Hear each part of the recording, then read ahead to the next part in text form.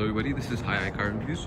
Today I'm here with the 2024 Toyota Rav4 in ruby flare pearl color.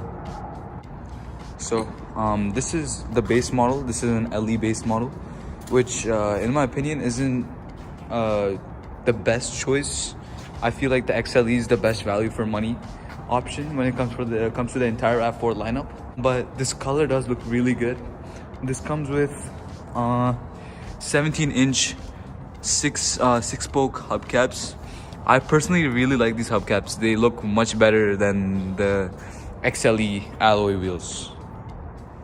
So up in the front again, you get these beautiful LED projector headlights and LED daytime running lights, and this pretty good-looking front grille up here. This car really reminds me of a previous car I reviewed, the Toyota Grand Highlander.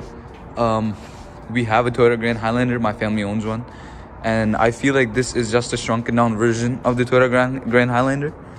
The Toyota Grand Highlander is just the RAV4 on steroids. All right, now we're on to the sides.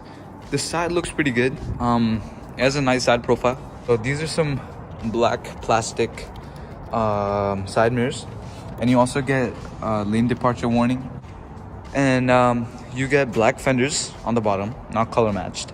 The back of this car, it's an LE, of course. This has a black bumper, not color matched, and this has LED tail lights, but these are not diffused. Most of the competition in this segment does have diffused tail lights, and since this is the base model, there's no lift gate option, so I just have to pull it up, and it goes up by itself using hydraulic struts. All right, so you also get this all-weather protective mat here, and you get this nice cargo light, and this gets 580 liters of boot space when the second row is up, and this gets 1,189 liters of boot space when the second row seats are down.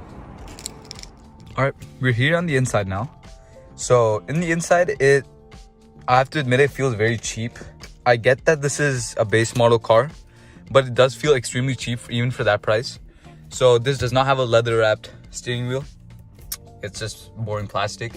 And then for this segment, I'm surprised you get a pretty big 8-inch multimedia display up here. And you also get an 8-inch infotainment system, which has a decent amount of buttons, volume button. It also has these temperature and climate buttons. This does not have wireless charging, and it's just scratchy plastic. And then this has like a carryover Toyota shifter, which is in most of their cars, and then surprisingly 6 different drive modes, which is good for its class for segment. And then you get these pretty decent cup holders, which have something sticky in them. I don't know what that is. Let's ignore that. And then overall, just scratchy plastic everywhere. Not impressed with the quality. It's pretty cheap. But this part here, everywhere, it is pretty soft. It's supposed to be stitched, but I'm pretty sure it's fake. It's just fake stitching. And then up top, you get pretty hard sun blockers with light, which is pretty good. And then I love that this car also has grab handles, which we can open and close the door with like this, which is very nice. And then yeah, let's turn on the car. So this does not have a push start button. This has the key ignition. So let's start it. Okay, very cool animation. All right, we're done with the beeps. So I really like the digital instrument. For this price, I think it's extremely good. 8-inch display. So this is not a hybrid. The hybrid gets around 38 miles per gallon or more. I think it's around 30 or 40. I'm not sure. I need to check it again. But this does get around 28 miles per gallon. This has the up, down, left, and right scroll buttons. Okay. This is for voiceover, and this does not have lane keep assist. This only has the lane departure warning. This does have adaptive cruise control, which is good. And yeah, and up to the display here, the infotainment system display, it is extremely bright, and this does not have light controls. So I mean, yeah, of course it does, but this does not have dark mode. So we own a Toyota Grand Highlander, and what I noticed in that car is when it is nighttime, like the entire screen goes in dark mode, so it doesn't bother the driver or the passenger too much. But here, even at like 7 o'clock or even later, this is bright as day, and this is pretty it is pretty dangerous for the driver. Let's just say that.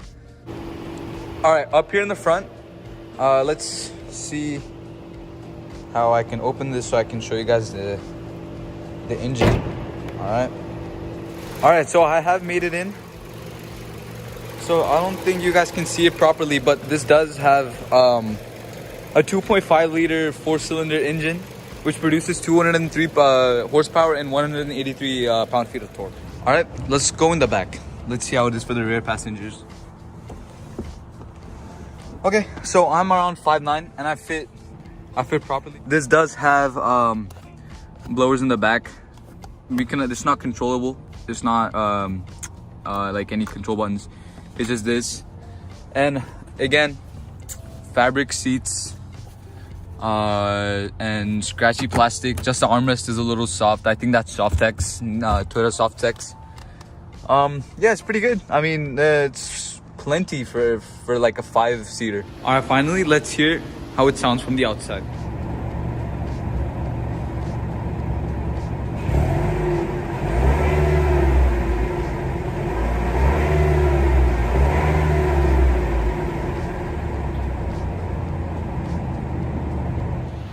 All right, so finally, what do I feel about this car?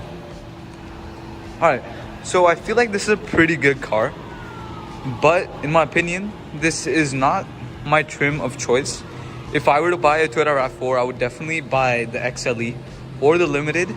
And there's also an XLE Premium you can buy for a little like extra cash.